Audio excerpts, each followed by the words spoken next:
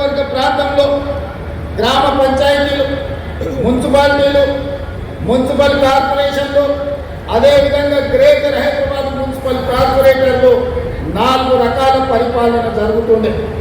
అటు hitech city వైపు పోతే అక్కడ అదే పరిస్థితి. ఇటువైపు ఉప్పల్ వైపు వచ్చినా, మేడ్చల్ వైపు వచ్చినా, కుప్పలాపూర్ వైపు పోయినా ఎక్కడ చూసినా కూడా 4 రకాలుగా పరిపాలన జరుగుతుంది. ఒకరి మధ్యలో ఇంకొకరికి సహకారం సరిగ్గా లేక, సమన్వయం లేక మన ప్రాంతం అభివృద్ధి చెందాలంటే ఇవన్నీ అడ్డంకిగా మారినాయి. కానీ మనమందరం హైదరాబాద్ నగరం అంటే అంతర్జాతీయ స్థాయి నగరం అని మనం మాట్లాడుకునే వాళ్ళం. కానీ నేను ఆలోచన చేసిన, అంతర్జాతీయ స్థాయి నగరం అని మనం మాట్లాడుకోవడం, చెప్పుకోవడం కాదు, అంతర్జాతీయ స్థాయిలో మౌలిక వసతులు ఏర్పాటు చేసినప్పుడే, అభివృద్ధి చెందినప్పుడే హైదరాబాద్ నగరం అంతర్జాతీయ నగరం అవుతుంది అని ఆలోచన చేసి రాష్ట్రానికే ఒక పాలసీ విజన్ డాక్యుమెంట్ను తీసుకొచ్చినాం. అంతర్జాతీయ నిపుణుల సహకారంతోనే, మంత్రివర్గ సహచార అండతో. అందుకే ఈనాడు తెలంగాణ రైజింగ్ 2047 అని ఒక విజన్ డాక్యుమెంట్ని ఈరోజు మనం తెచ్చుకొని ఒక క్రమ పద్ధతిలో ప్రణాళికబద్ధంగా మన రాష్ట్రాన్ని అభివృద్ధి చేయాలని ఈరోజు నిర్ణయం తీసుకున్నాం. అందుకే మిత్రులారా, 160 కిలోమీటర్ల ఔటర్ రింగ్ రోడ్డు ఉన్నది మనకి.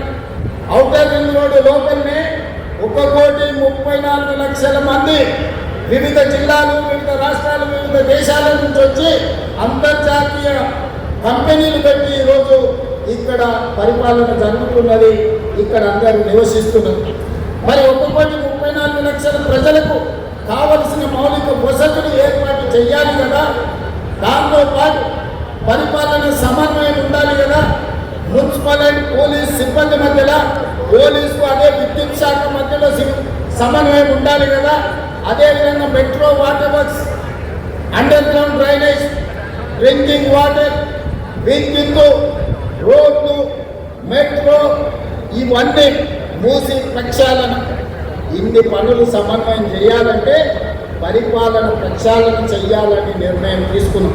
అందుకే ఈరోజు ఔటర్ రింగ్ రోడ్డు లోపల దాదాపుగా 2,100 స్క్వేర్ కిలోమీటర్ల ప్రాంతంలో 1,34,00,000 జనాభా ఉన్న ప్రాంతాన్ని క్యూర్ ప్రాంతంగా, అంటే కోర్ అర్బన్ రీజన్ ఎకానమీగా మనం ఒక పేరించుకొని 3 మున్సిపల్ కార్పొరేషన్లు ఏర్పాటు చేసుకున్నాం. కొంతమంది అంటారు రాజకీయ స్వార్థం కోసం, ఎన్నికల లబ్ధి కోసం ఈనాడు 3 మున్సిపల్ కార్పొరేషన్లు చేసిను అని. నేను ఒక్క మాట చెప్పదలుచుకున్నా, ఎన్నికల లబ్ధి కోసం చేయలే, పరిపాలన సౌలభ్యం కోసం చేసినాం.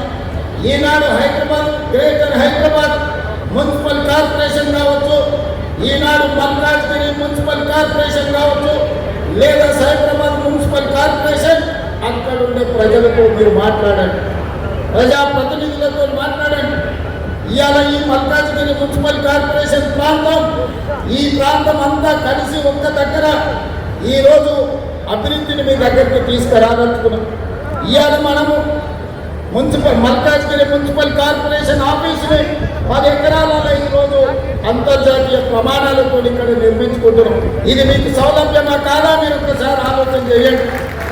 చిన్న పనున్నా, నల్లా కనెక్షన్ కావాలన్నా, ఇంటి పర్మిషన్ కావాలన్నా, ఏదైనా అధికారిని కలవాలంటే ట్యాంక్ బండ్ దగ్గరికి పోవాలి.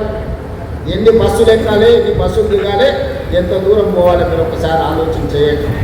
అందుకే పరిపాలన డీసెంట్రలైజ్ చేసినాం. అదేవిధంగా